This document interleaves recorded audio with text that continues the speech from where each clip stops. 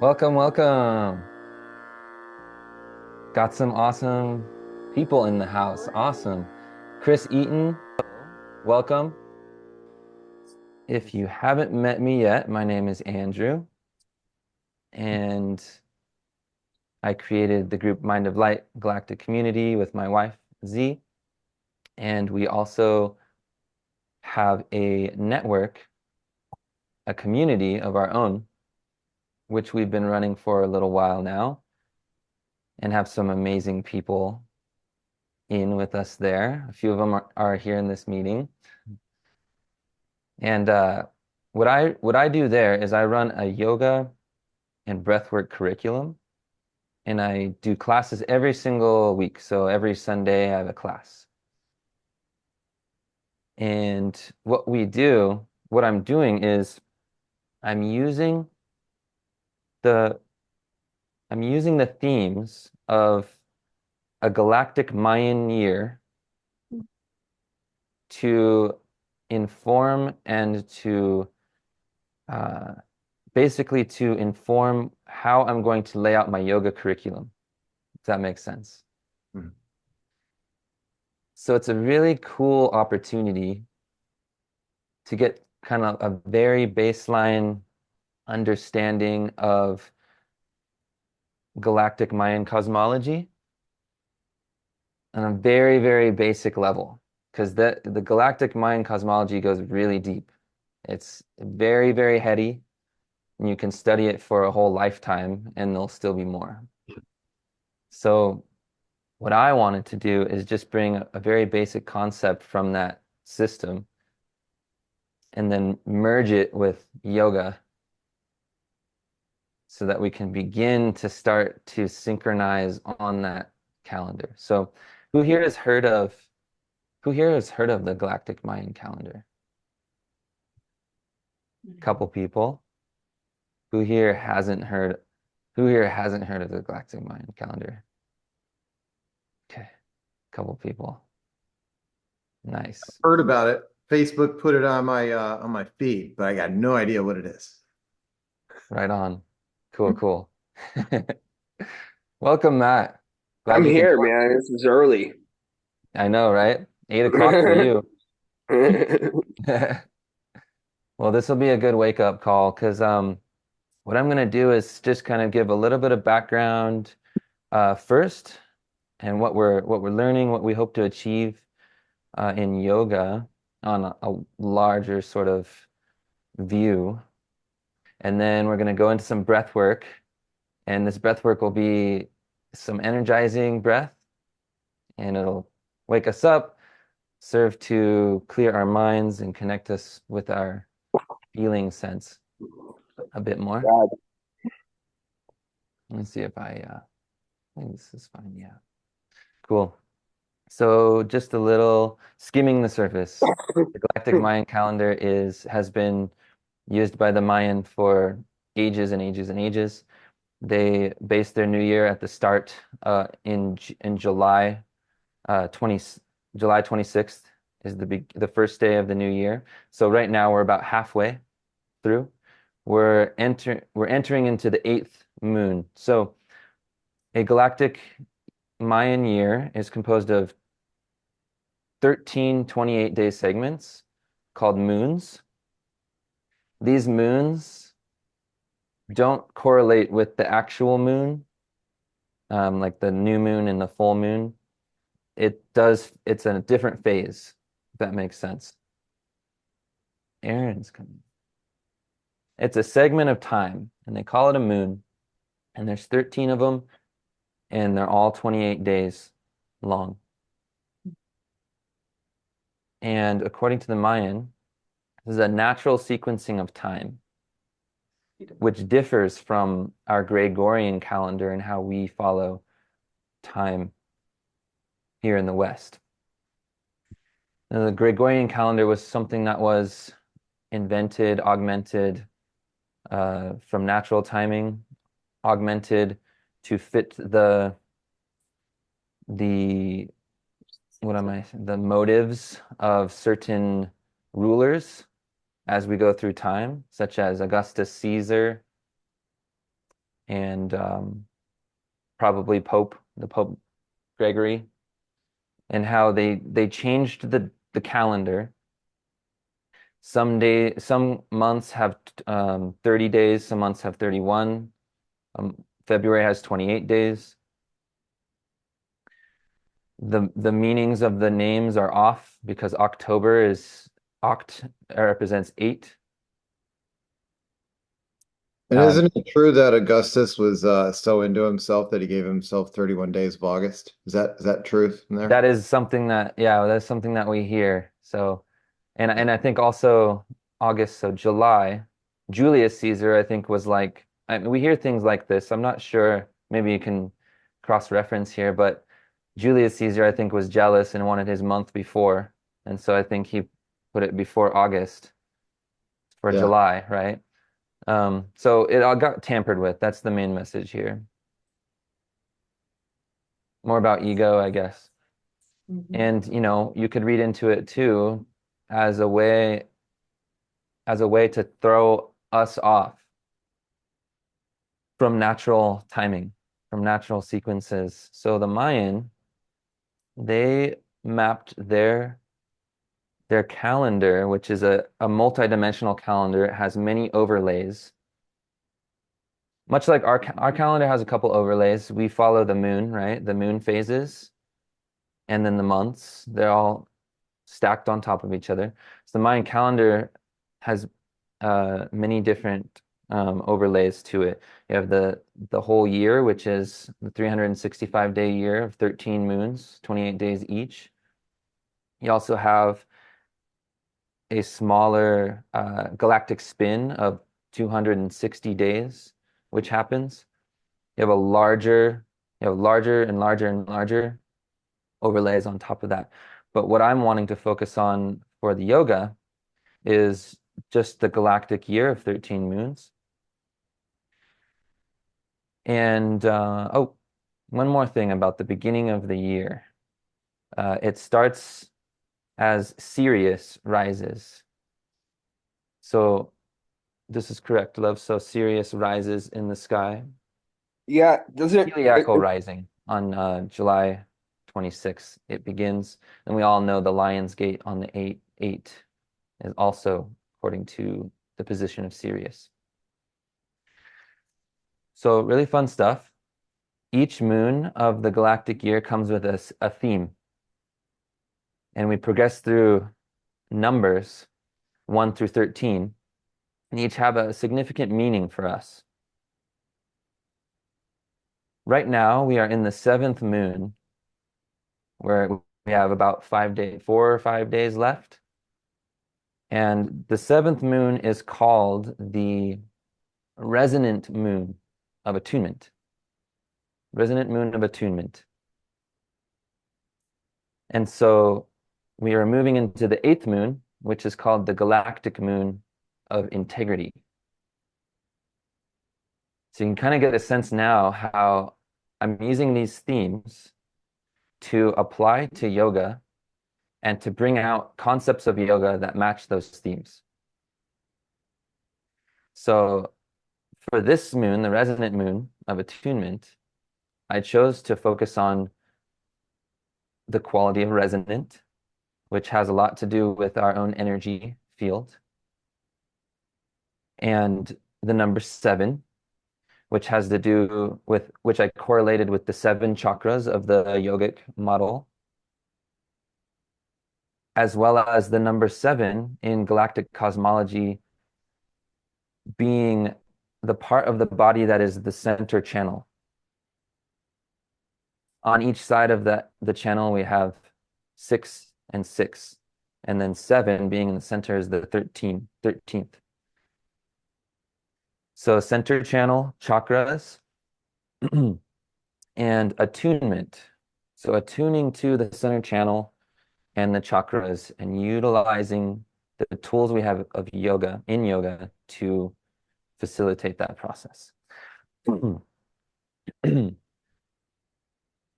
So we focused on the chakras a bit. Now moving into 5 days from now into the galactic moon of integrity, what I chose to to focus on is integrity in our spiritual practice, whatever it may be. In yoga, we can utilize the first two limbs of the eight-limbed system called Ashtanga. And the Ashtanga system is a very ancient yoga system, which was laid down by Patanjali, a great seer who wrote the Yoga Sutras.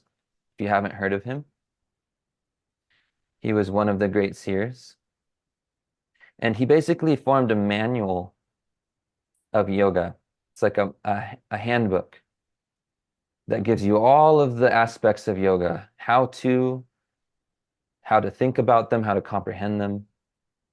And of course, written in Sanskrit, you get this beautiful transmission of, I would say, cosmic consciousness broken up into bits of how you can understand it. So the first two limbs, actually, what I would like to do is, yes, what I'd like to do is go over, just skim over what all of the eight limbs are, and then I'll mention a bit about the first two limbs, and then we'll go into a breathwork practice. And then we can focus a little bit more on those limbs. Right on. Love it, Matt. Thanks. Thank you guys so much for being here. This is really cool. Nice. Show of hands, who here has heard of the eight limbs of yoga or Ashtanga? Carrie, yes. Rachel. Cool. Julie. So, eight limbs of yoga or Ashtanga. And the word Sanskrit, Ashtanga, is eight limbs. So we have Ash, which is eight, and then Anga, which is limb. These can also be looked at as phases or stages of yoga. However, they don't have to be linear. They don't have to be sequential. If we talk about the first two limbs, we start there, but it is an ongoing process of learning while you're doing the other limbs. So the first limb, let's talk about the last limb, and then I'll go back. The last limb is known as the goal of yoga, or the goal of life, which is complete absorption in the infinite, or complete absorption in spirit. And this limb is known in Sanskrit as samadhi. Samadhi. I'm sure that's a familiar word for most of us, I think. Samadhi is a word that means complete absorption into an object of your concentration. And there are various degrees of this in this limb, the highest of which is a complete and total absorption in the unmanifest, like in the beyond. That does not mean that you would be lost to this present experience of 3D. It could mean that somebody who attains that would be Mahasamadhi and they would leave this plane and merge into the absolute. But the highest form of this samadhi is actually where you have that and this. So one who attains that is living out a human life completely and full spectrum, completely all the way to the infinite at all times. And so When the you say guidance, infinite, are 100% you there. meaning like connection with the divine? Yeah. Okay. And our understanding of this starts to change as we begin to learn more of the language of yoga and Sanskrit. But we got to begin where we begin. So This is called Nirvikalpa Samadhi, which is samadhi without seed. The lower stages of this limb, samadhi, has is like is called Savikalpa Samadhi or samadhi with seed, which means that you're merging with still something, an object of consciousness. However subtle it may be, there is a merge there. So you could be merged with a higher aspect of self, possibly like a higher self, merged with a higher aspect of you from your starseed origins.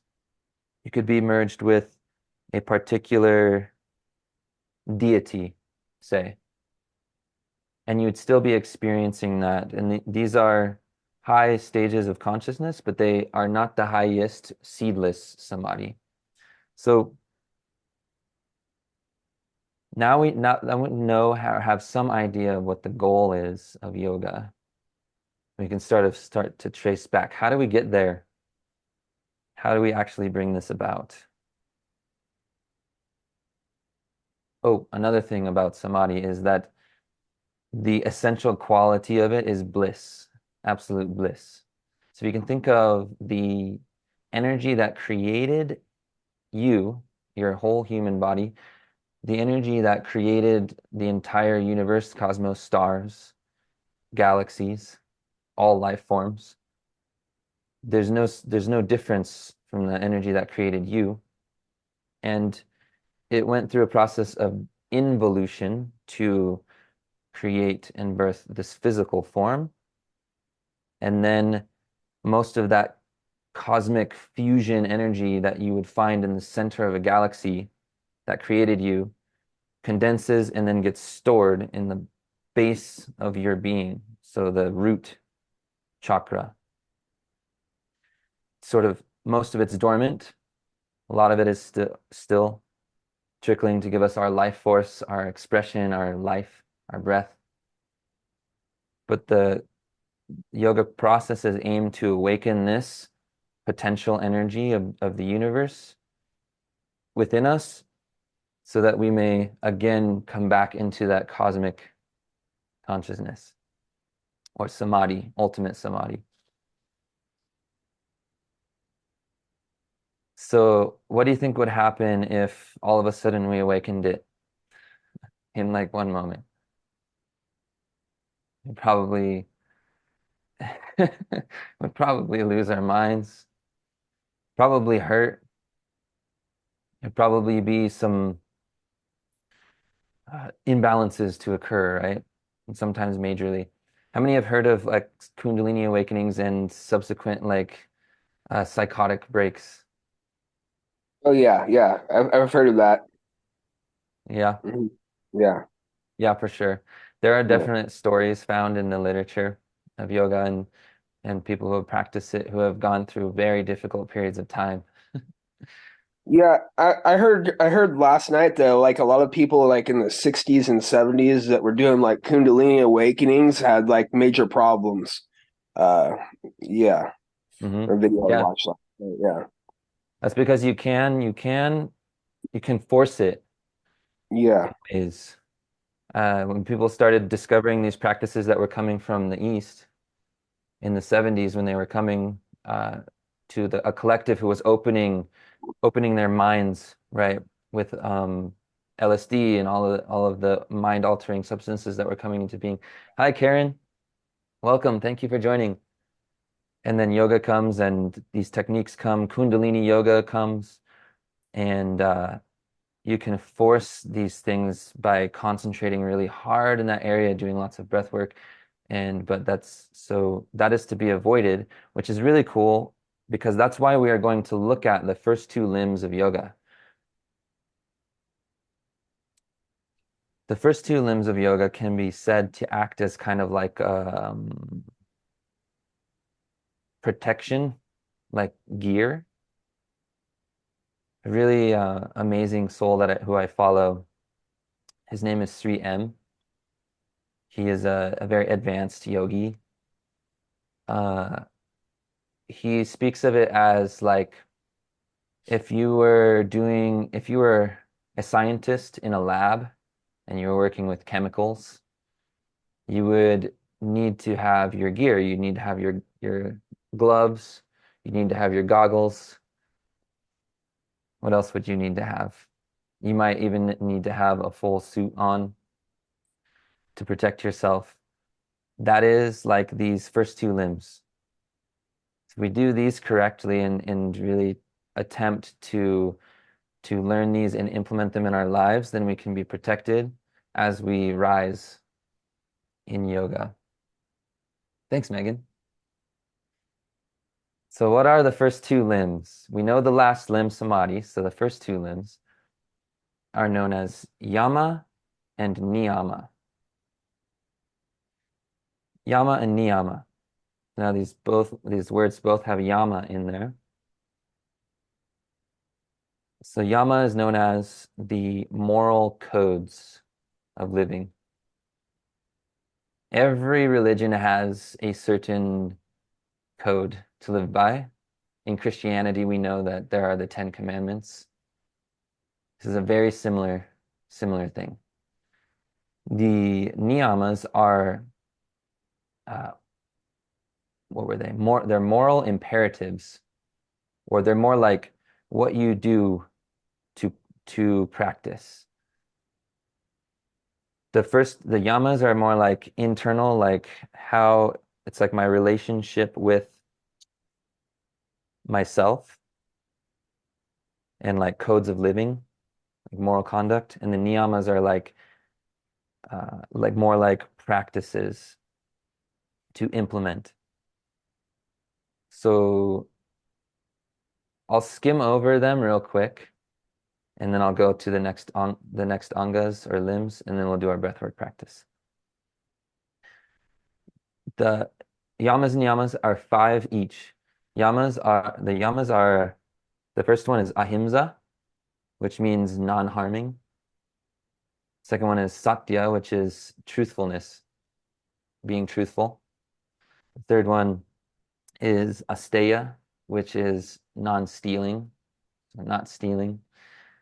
The fourth one is brahmacharya. This one means right use of energy, has also been translated as sexual restraint. So we can look at this both ways.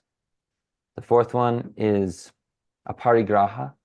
Parigraha means non-covetousness or non-greed, not being greedy. That takes care of the yamas. The niyamas are saucha. Saucha means cleanliness, orderly environment, cleanliness of the body. The second one is santosha.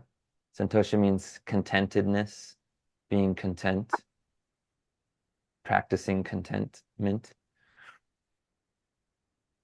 The third one is tapas. I really love this. I love the niyamas. Tapas is discipline, practice.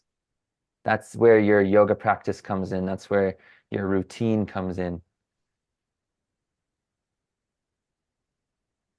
Then the fourth one is swadhyaya. And this one is really awesome too. Swadhyaya. Swadhyaya means study of the self. Study of the self through self-reflection, watching yourself, observing how you are, and study of the scriptures, study of the yoga scriptures or spiritual books. And the fifth last one of the niyamas is where are we at? Oh, Ishvara Pranidhana. Ishvara Pranidhana is the aspect of yoga where we aim our attention to higher power or spirit or God. It's the process of surrender to the all that is in our practice. So that being a rough overview, these aspects of the first two limbs do go very deep, and each one is enough to study for a week intensively. So we're just skimming the surface. Does anybody have any questions so far? Cool. So then there are the third, fourth, fifth, sixth, and seventh limb of yoga. So the third limb is what we know of in the West as yoga asana. That is the postures, that is all of the postures, vinyasa yoga, hatha yoga, ashtanga yoga, all these things that we're doing with our body.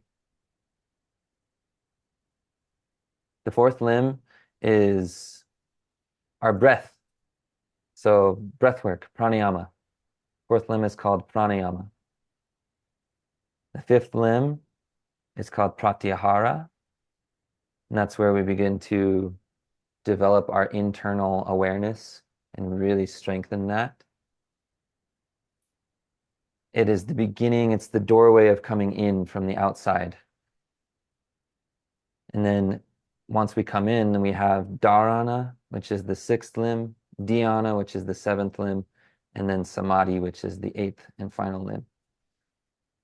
So after we come in through pratyahara, what would be next? We have dharana and dhyana. What do you think? Is that the embodiment? Getting there. Getting there. Close. Disembodiment. Disembodiment? The other side. Is that the ego? Not quite. We're beginning to transcend the ego in these last three, dharana, dhyana, and samadhi. So how we do that is through first developing concentration. Mhm. That's dharana. Dharana. This is an actual, like, you could think of this as dharana and dhyana have this really cool relationship. Dharana you can think of as a masculine. It's more of like a force. You use willpower, you use effort, you concentrate. So you take something in your mind and you concentrate on it and you stay there. And dharana, over a long period of time, if you are able to sustain your focus on one thing, one pointed awareness, it eventually blossoms into an unfoldment. Because one thing, you can see it in one way, but then it has this multidimensional nature. It's made of atoms, right? Or it's made of, uh, what's it really made of? Essence. So when it starts to unfold its nature to you, that is called dhyana. A way to sort of like bring this down into the realm of our human experience is like, have you ever listened to a really like what some of your favorite music and you just get so absorbed in it and you're just feeling the emotions and there's nothing else there. You're just with the music, like almost 100%. You're swelling, it's beautiful. There's feeling, emotion. This is like dhyana. It's like one of the most beautiful things.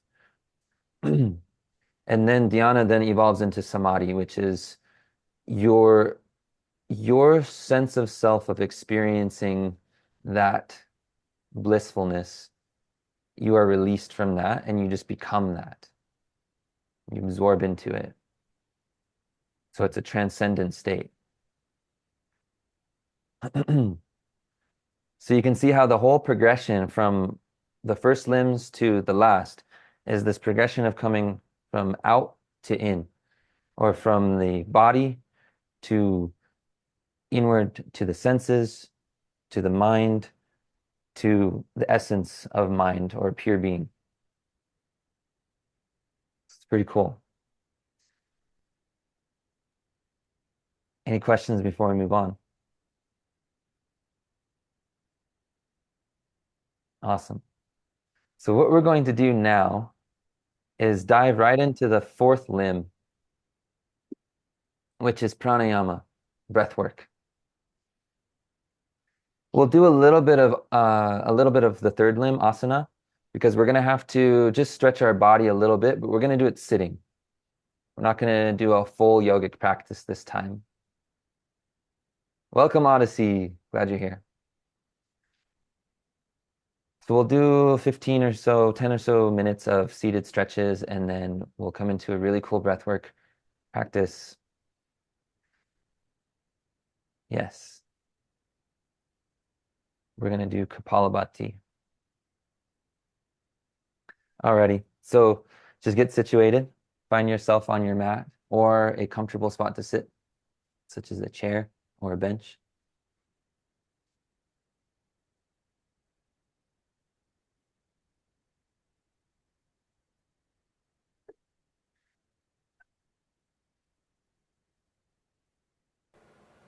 And while you're doing that, I'm going to turn on this lovely music here.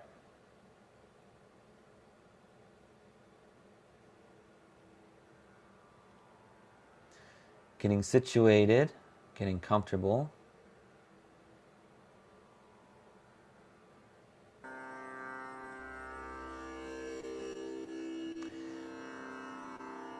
And finding a meditative position. Yam. Oh, yam? Matthew, yam is associated with the heart chakra. Hum, H-A-M, is associated with the throat chakra.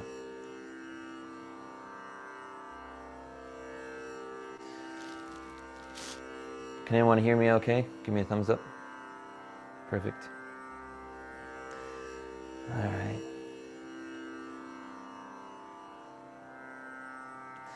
So once you found your spot, we're going to begin with just some... Actually, we're going to begin with 3 Oms altogether. So feel free to join me if you wish. Bring the hands up to the heart. Inhale. Ooh.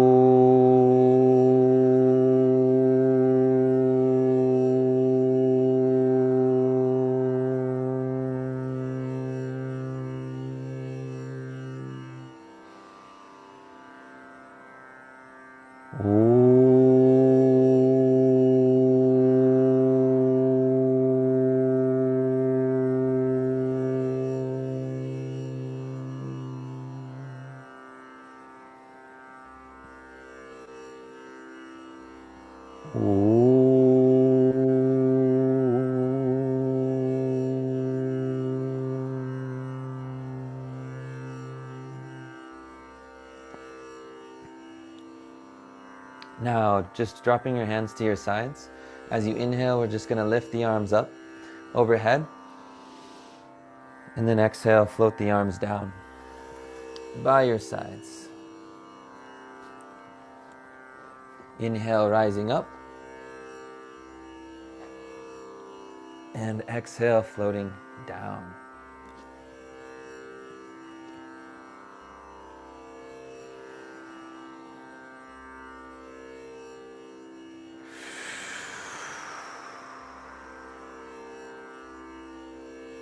Inhale, rising.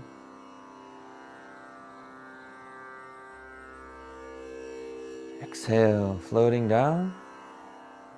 Now in this next one, cross your fingers, aim the palms up towards the ceiling, and with some effort and energy, stretching upwards, deep inhale. Exhale, release the arms to the sides. Now we're going to do this again for 2 breaths. Inhale, rising. Now hold at the top. Really begin to push the energy up through the palms. Exhale. And if you can, one more time. If you need to release, feel free.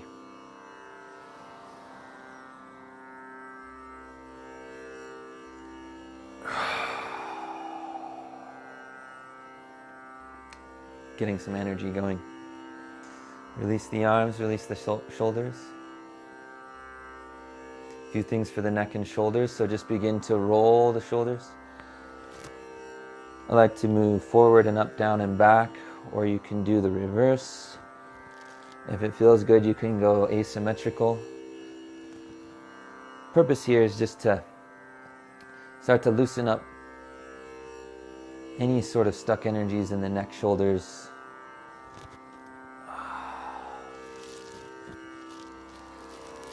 Start to feel a little bit of heat in the muscles.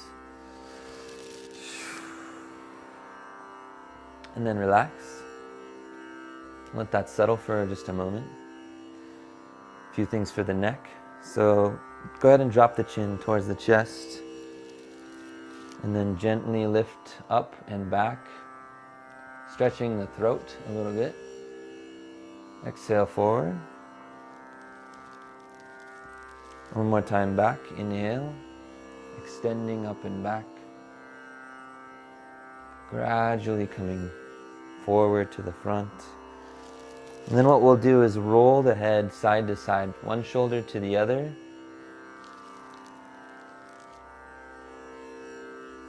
Being gentle and mindful. Back and forth.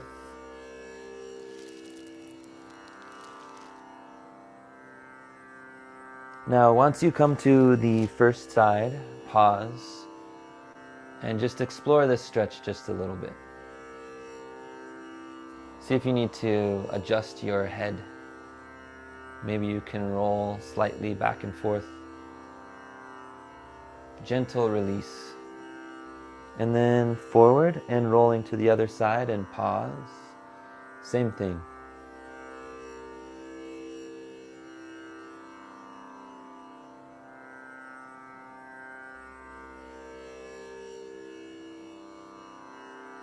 And then all the way to the front. Actually, we're going to do a rotation in one full 360 degrees a couple times. And then switch direction and go the other direction.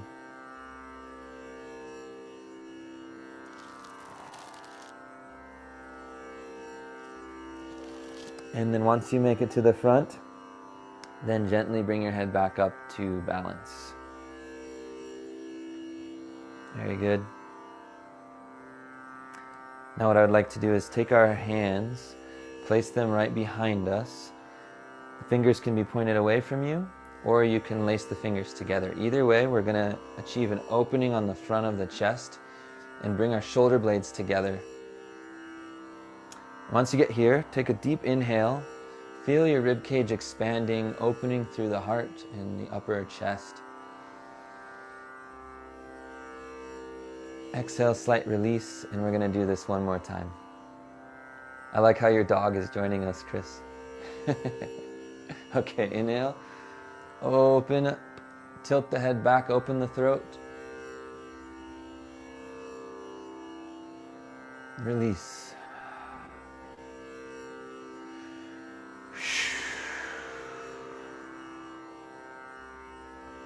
Very good. Two more things before we go into our breath work. I always like to do a self-massage in two places. So first, right here in the neck. So if you can bring your hands right up behind your neck, right underneath the skull where there's a little soft spot. We're going to start there. We're going to do little circles, applying some pressure. And then in the opposite direction. This is a very significant part of the body, according to yoga. This is the polar opposite of the Ajna chakra and where the medulla oblongata is. So we want to begin just free up energy there if we can, and then start massaging out from there to the sides of the neck, wherever you feel is best for you. You could go all the way into your face, maybe even up to your head, your scalp as well. Another really good spot is right under the ears where the jaw connects in.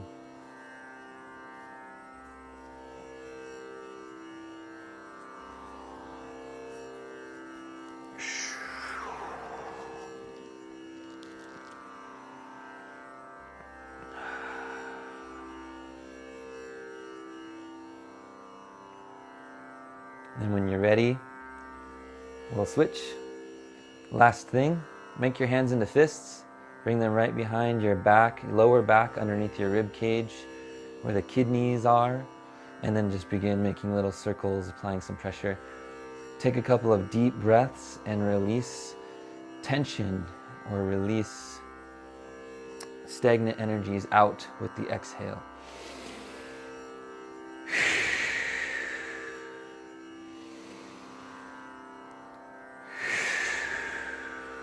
And release.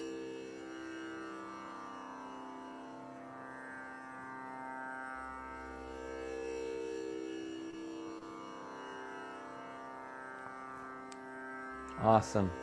Take a moment just to check in with yourself. Notice how you feel now in your body.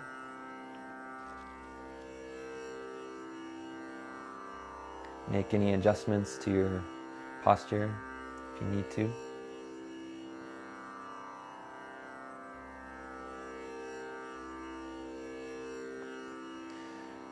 Now what we're going to move into is 2 breath techniques that I really, really love.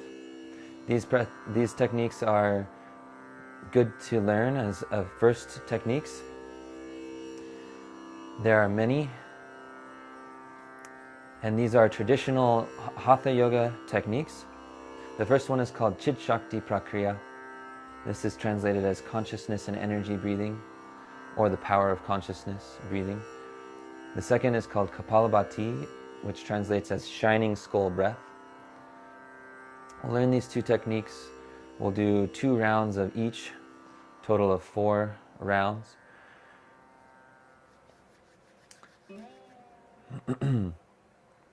The first technique is a really good way to energize in the morning. It's a really good breath technique to do first thing in the morning or after your morning activities or routine, and you haven't eaten breakfast yet. So all yoga and breathwork it's recommended to practice an hour and a half before eating, at least an hour and a half before eating. Or, no, after eating. An hour and a half at least after eating. But if you have eaten a little while ago, then don't worry about it. Just be mindful with how the breath makes you feel, and if you just need to back off, then feel free. So this breath technique is an energizing breath. It's been called an espresso shot. It serves to activate the nervous system, the blood flow gets moving, and it also brings a lot of clarity to the mind. I've found so many times that after a good session of this, I'm clear, I can think straight, I'm in balance, I have cohesion, and that's what we're going to hope to achieve in this breathwork technique. How this happens is after everything gets activated, we let everything settle. Everything settles, we become still, and everything begins to sort of integrate into this nice harmony. What it looks like is a really interesting movement. So the inhales, your fingers spread and they come up. And as you exhale, you bring your hands into fists, bringing them down. And it goes quite fast, and the breath happens through the nose. So again, if you need a tissue, then definitely feel free to grab one. I'll give a short demonstration. So it looks like this.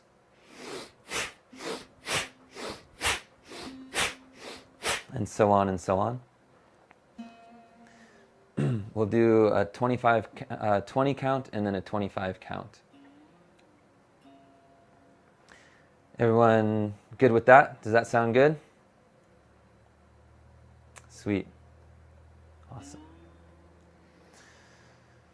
Just go ahead and close your eyes. Tune into your breath.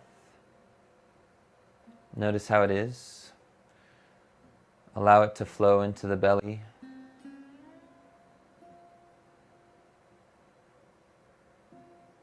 We'll inhale as we bring the arms up. Exhale and begin.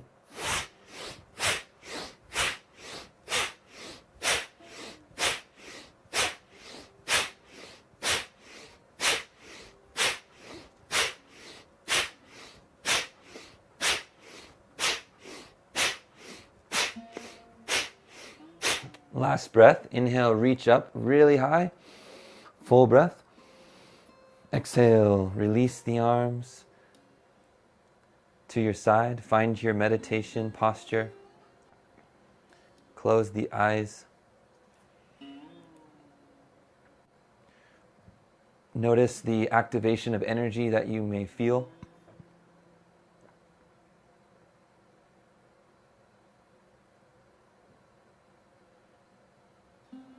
Begin to soften the muscles of the face, releasing tension.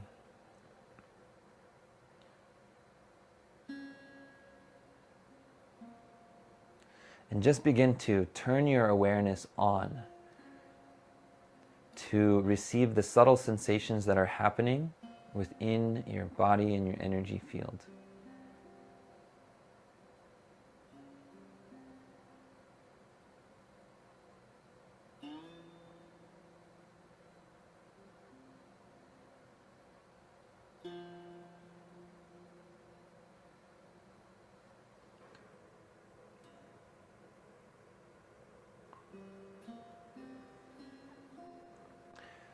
Breath is natural. By now, the heart rate should be slowing down and becoming more subtle, reaching its baseline. The breath as well, becoming more and more subtle. Just noticing all these little changes that are occurring within. What this is doing is bringing our awareness. It's connecting and integrating our awareness more and more with our body and our energies.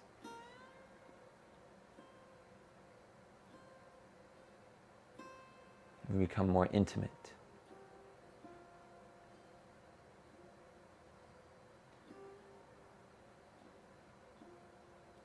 Now in your own practice, once your breath and your heart rate reaches a baseline, it feels like it's settled sufficiently, then you can move into the next round.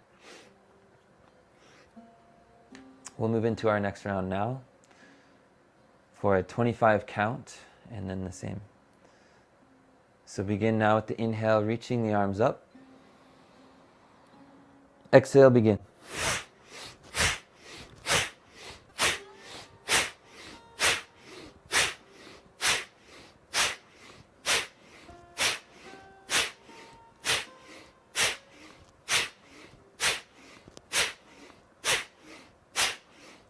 Five more. Last one. Inhale, reach high. Exhale, release. Float the arms down. Relax.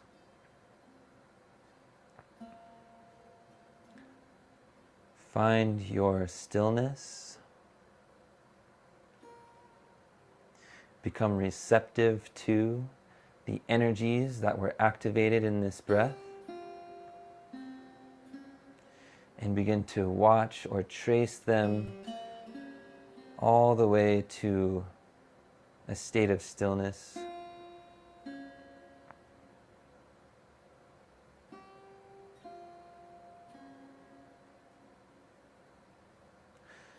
Let the breath be natural, and as you watch or feel the energies, suddenly become aware of the space that is holding all this in.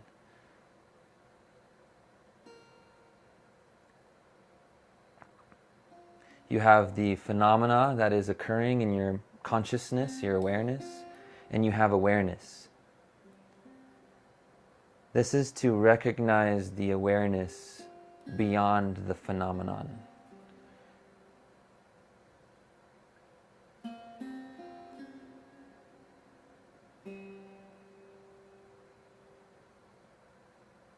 This awareness is you. It is the self.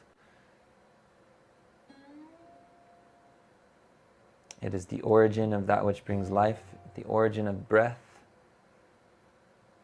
And so as you watch the breath, and it begins to become very subtle in its natural, completely uncontrolled state, Imagine as though this breath is coming from or being born from that awareness, that self, that life is coming straight from this. Without this breath, this body dies. We go back to where we came from.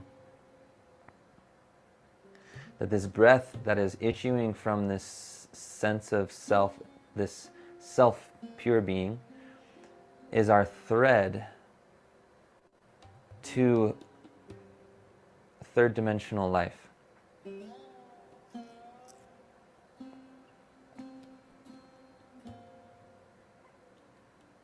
Now here in the third dimensional body, it happens in a sequence: inhale, out, exhale, inhale, exhale. Now it can be said on the higher levels, inhales and exhales are happening at the same time. This is very much like a toroidal field. Another way to perceive it is a toroidal field. You have energies moving this way, and you have energies moving this way. In breath, out breath. In breath, out breath. In a toroidal field, this is happening at the same time.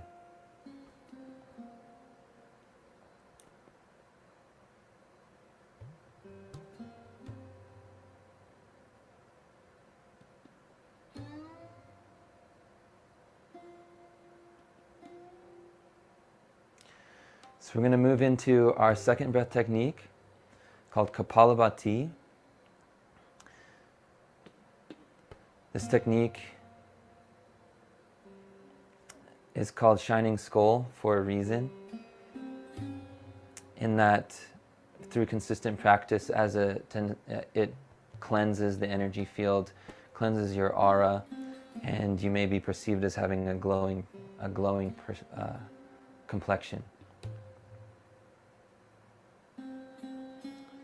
So for this technique, the emphasis is on the exhales. Exhales are forced, and the inhales come in naturally. And it looks like this.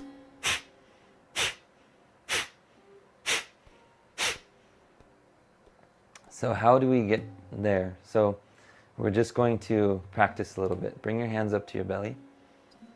And as you feel the exhale, begin to contract the muscles so you can push all of the breath out. And then with the inhales, just release. You can feel the breath just come back in naturally. Exhales, forced. Inhales, natural. So now give it a little bit of force.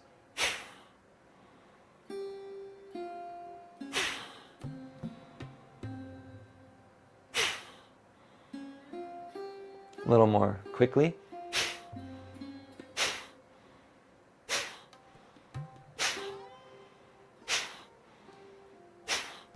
Keep going. This is Kapalabhati. Continue for another few breaths. And close your eyes.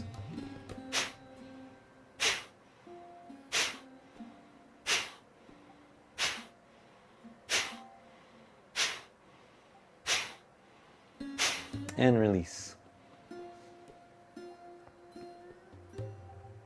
Make sure to adjust your posture if you need to. And then come back into stillness and notice. Same as before. Notice the subtle energies that were activated in this breath. Perhaps you might feel a little bit of warmth here in the abdomen. Buzzing sensations, vibrations.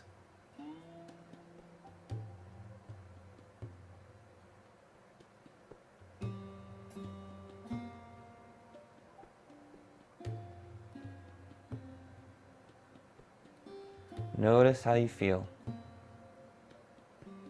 Relax your muscles and open your internal awareness into that spacious quality that we were talking about earlier.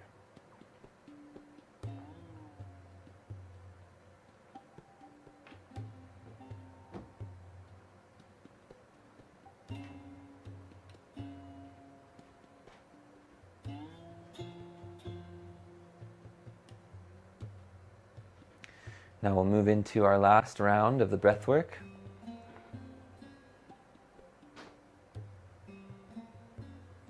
What I'd like us to do is to begin with a full inhale into the lungs. So begin breathing, filling up the lungs all the way to the top. And then exhale slowly out. All the way out, so pushing the breath, and then release for the inhale, about halfway. Close the eyes and begin.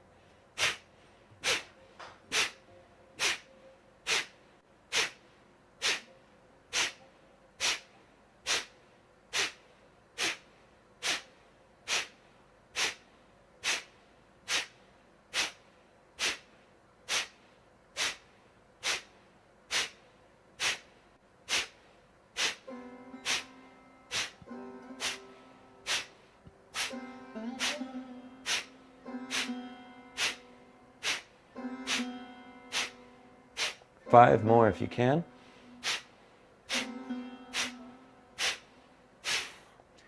And release the breath.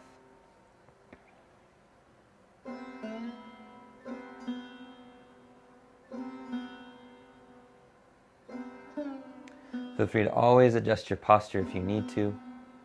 If you experience any discomfort at all, you can move. You can even, sometimes we might experience pressure in the knees, so you can always just bring the knees up.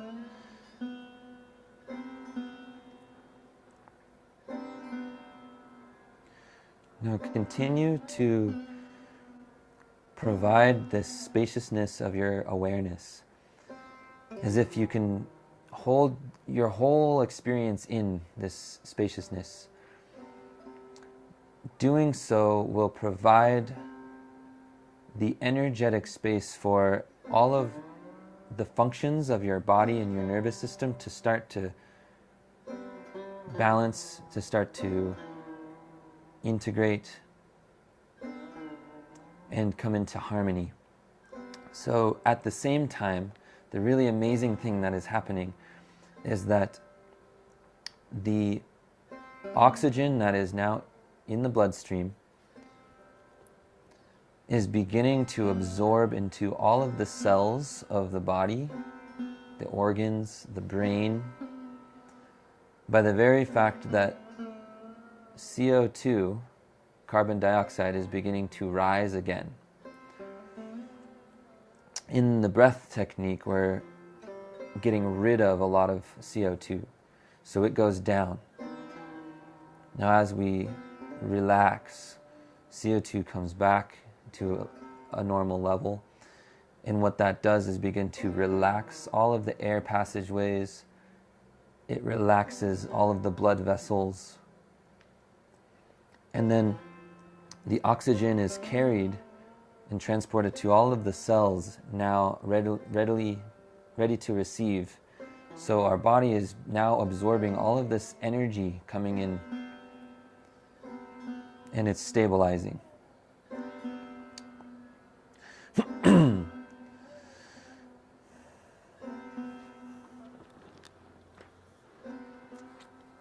So now we're almost finished with our breath practice.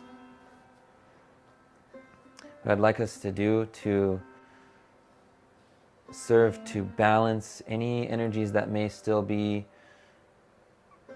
off kilter, and to really cultivate concentration of mind, cultivate evenness of mind. We'll begin to lengthen each breath very slowly, filling the lungs at a very slow rate. And exhale.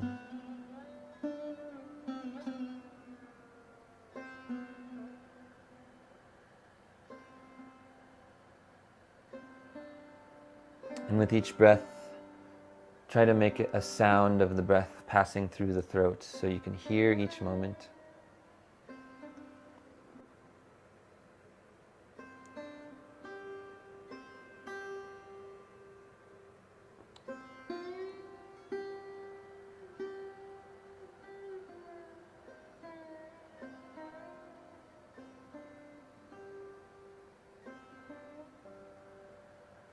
Lengthening the breath,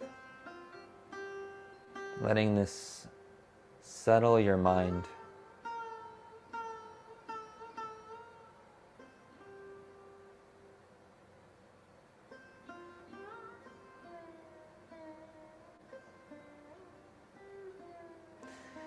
If you want to lay down for this part, please feel free to do so. It can be very pleasant. I'll only be here for another minute or so, a couple minutes.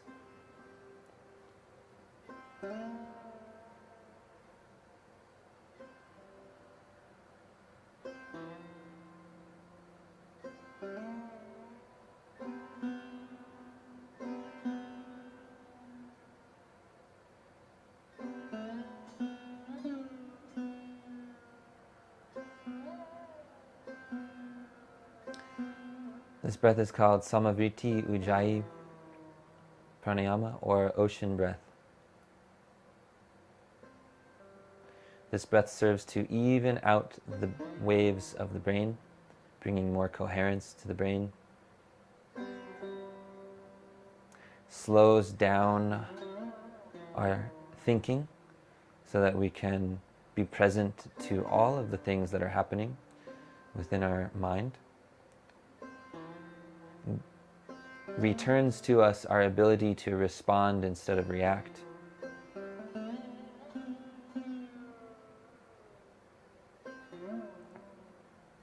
Returns to us our ability to dive deep into concepts, thinking deeply, and expressing from a place that is connected to our purpose, to our cellular knowing, I would have to say, cellular knowing.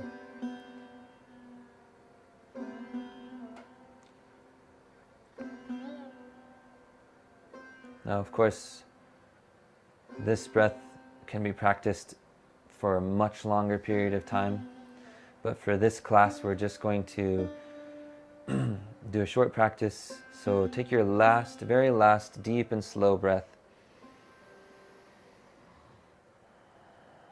and ride the exhale out like a wave all the way to the end, and then release.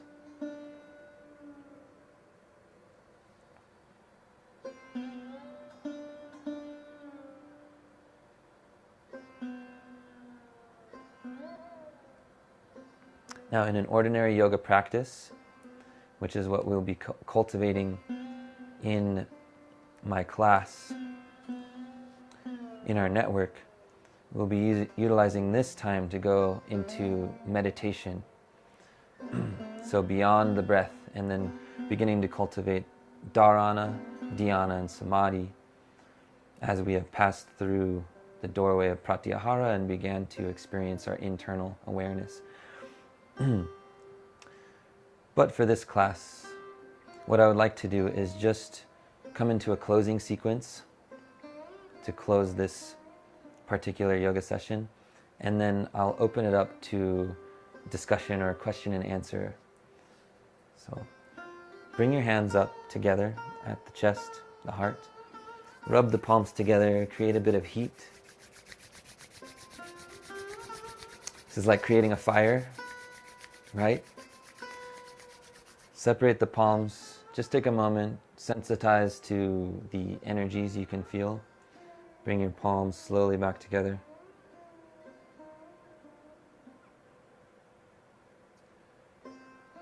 And then join me for 3 Oms again, if you wish, inhaling now.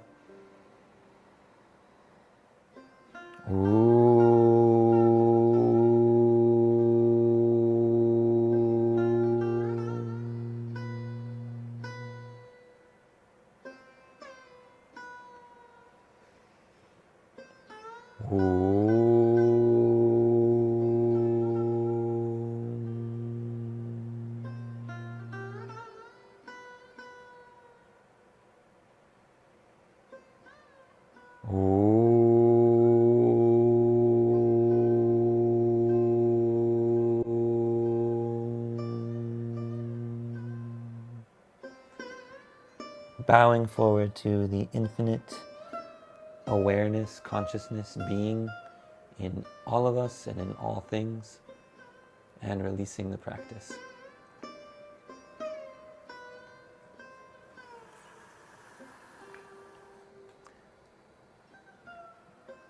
Beautiful. Thank you for joining me in all that. Let me stop the share here so I can hear you. How was it? It's so good. It's great. Nice. Awesome. How you guys feeling, Chris and April? Good. I almost fell asleep. Almost felt what? Almost fell asleep. Oh, nice. Yeah, sometimes it can be like the best time to go to sleep, for sure. Very relaxing. Thank you, Matt. Thank you so much. So, first time doing this, so let's see. I pretty much went into most of what I wanted to go into at the beginning of class. Of course, we're going to be diving into these yamas and niyamas for this whole moon coming up, the galactic moon. So I will be having 4 classes devoted to this. The last class will again be a satsang like this. So we'll be talking about each of the 5, starting with the yamas, and how we can start to incorporate this into our lives so that we can live our spiritual practice in more integrity, hence the theme of the moon. So if you would like to join us in this exploration, then I highly encourage you to send me a message and I will let you know. Right now, our membership for this monthly membership is $89 a month. So this also comes with Z and her expertise, as she holds a bi-monthly class of spiritual and psychic development. So these two combined form a really powerful way to deepen in your spirituality and be consistent with that. So definitely, if you would like to be a part of this, then send me a message and I will let you know. Other than that, I think that makes this session complete, unless anybody has any questions or would like to share how their experience was in breathwork.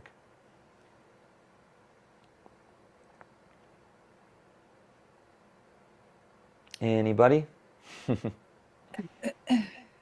Go ahead, Dolores. Well, that was wonderful, Thanks. really.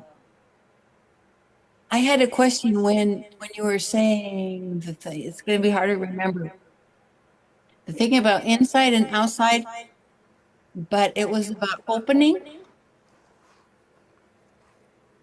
And then I got confused about what was external and internal to myself. You know what I mean? Mm-hmm. And as soon as I looked to the outside flow, like you're talking about the outside energy, Mm-hmm. I got the presence, the awareness of the presence. Yeah. It said, I am yours, you are mine. But Yeah. then opening up the inside was different because that's like the doorway of the chakras opening up. Uh-huh. And so how do there's like an edge, Uh-huh. an edge of self or something? Totally. Uh-huh. Yeah. I have an idea of what you're talking about there. It seems as though there is a point at which, and see if this matches what you're saying, a point at which the self who is perceiving falls through a net almost to an expanse. And does that kind of sound familiar? It's like it falls through, I would say this is probably the threshold. It's a threshold of pratyahara, I think, where your perception of physicality gives way to spaciousness within it. Does that sound about right? It does. I didn't fall, but I like was aware of it. Uh-huh. Some kind of a mesh. Yeah, it was like a mesh. Coming through a threshold or a mesh or a net or Yeah. something. To me, I've had this experience where it does open up, and it's kind of, it can be scary because it's like it to some, because the mind is so used to being on the other side of that net, right? We operate here so much in our waking life. And then when it happens, it's like, whoa. And so I've actually had experiences where it activates endorphin, or it activates what's Dopamine. the chemical where actually it's like when you become very heightened, it's the fight or flight response. Yeah, And amygdala. what is that? Adrenaline. Adrenaline.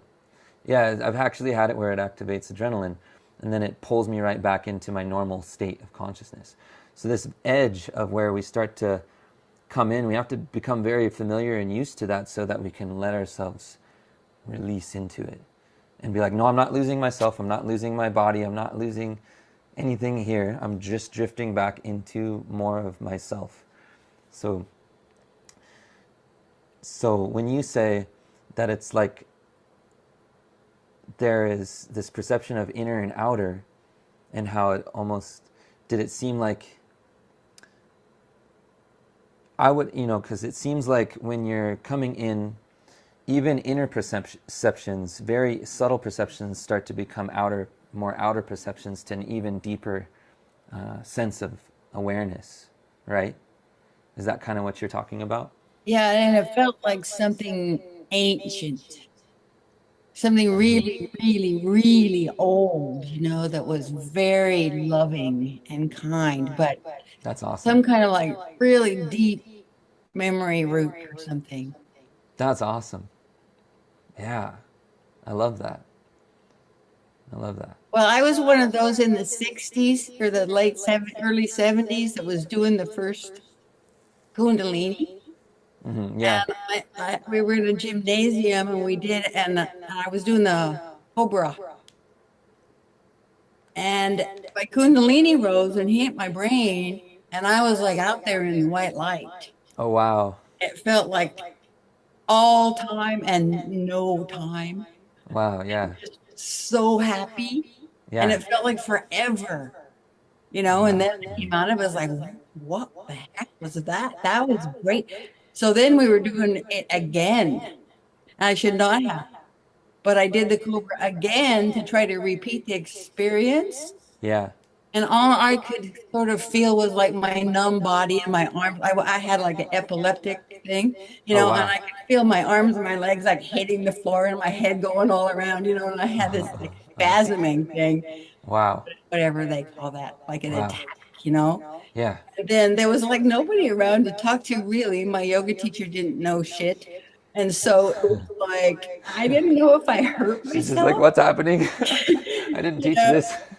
I didn't know, but I didn't want to end up in spasms again, and I never knew if I like burned holes in my aura because there were all those kind of stories, or if I had to like heal for years with that. So it's really good to have a teacher. Uh, can I inject here? Go ahead. Yeah. So I'm a medic, and what ends up happening when the amygdala gets hit is your body actually thinks it's going to die.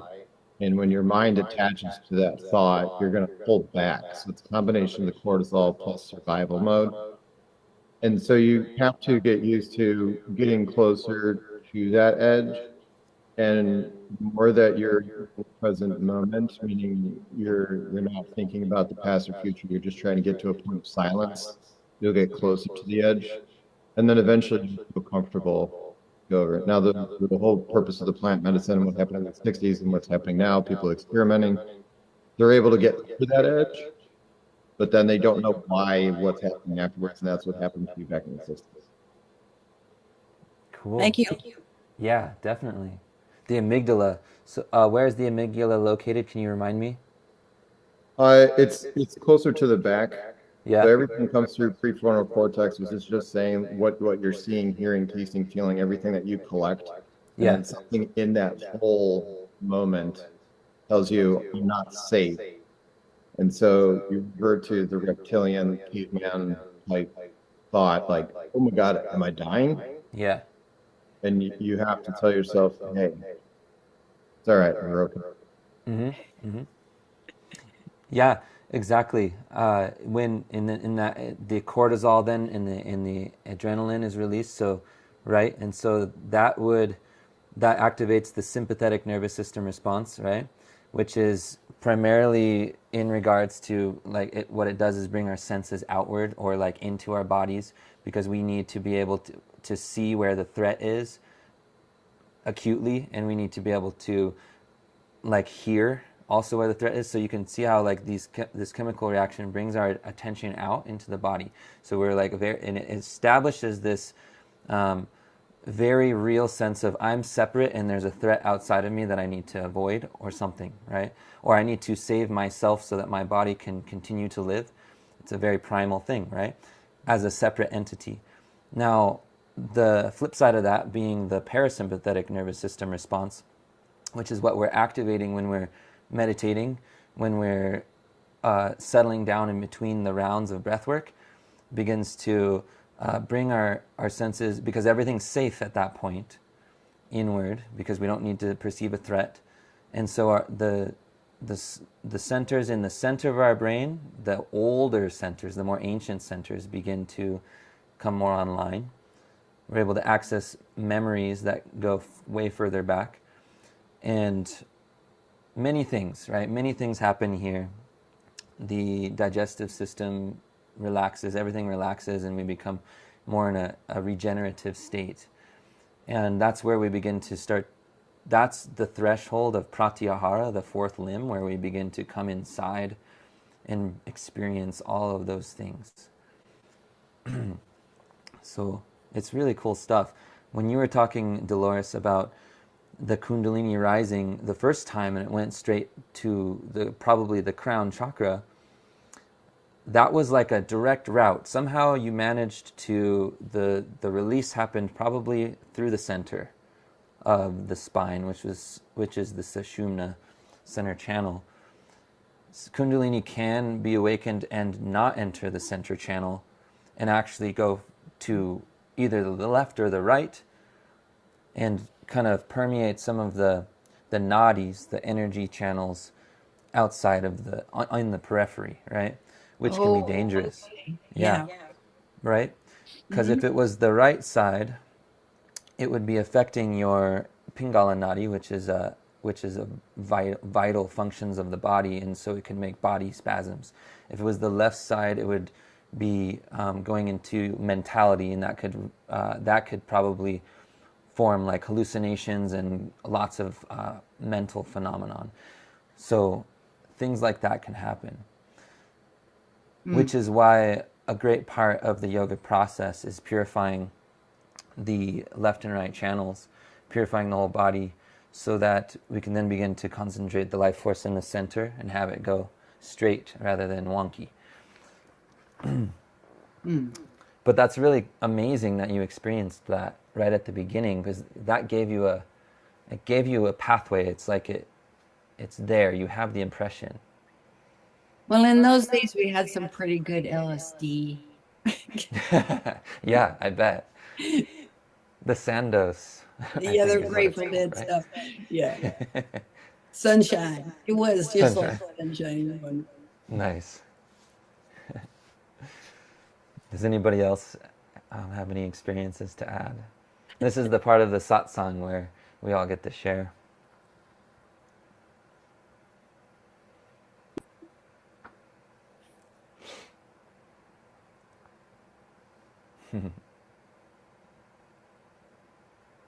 Hi, Hi.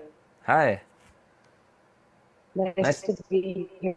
Thank you. Thank you. It was very pleased. Um, when you did the arms over the head and then pulling down, Yeah, the Uga. I've done it before, but you didn't bring the elbows in and the back of the hands facing forward. We had to do it the opposite way, but I felt more comfortable the way you did it with the palm. Really? Yeah. Yeah. I'm a former gymnastic teacher for ballet and training too. So I'm pretty in tune with the ergonomics of my body work, optimally versus just go kind of okay. I just wondered if you felt like there was any Yeah. subtle differences. Can you repeat the last thing where you said, I'm just wondering, because there's a, Yeah, does that yes. change the energy? Oh, um, of course, a little bit. Okay. I personally, I have practiced it that way, and that's how I began, was like this. Mm-hmm. And that's how I learned it. And then I saw another representation of it where it was like this. And it's actually a bigger movement to do it Mm-hmm. like this, right? It's a bigger movement, whereas this is really quick. So I like both, actually. Um, I was doing this for like many, many months, probably a whole year, and before I started doing this, and it has this activates. It really gets your body moving a lot more. The heart rate pumps blood a lot more because you're doing a bigger exercise, and then it takes longer for everything to settle as well. Um, it can be used if you want to strengthen probably a bit more, because if you do this consistently enough, you'll find that once you rest, your heart rate will come back down way quicker. Your recovery time will be really fast. This breath, the recovery time is pretty fast because it's less of a movement. And so, I don't know, it's kind of like up to you. I'll use this breath when it's like I don't want a big exercise. I just want to go straight to the clarity of the mind, and it works really well. Mm-hmm. It works Thank you really for well. that. Was a good explanation. I like that. Thank you. Yeah, you're welcome. Sweet. Thank you. Thank you. Well, thank you all so much for joining me for this satsang. I really enjoyed it. I know I'm going to keep doing these. So invite your friends if you know anybody who would like to join. And also get at me if you want to join in the network. So namaste, and I will see you all soon. Thank you. Have a beautiful day. Yep.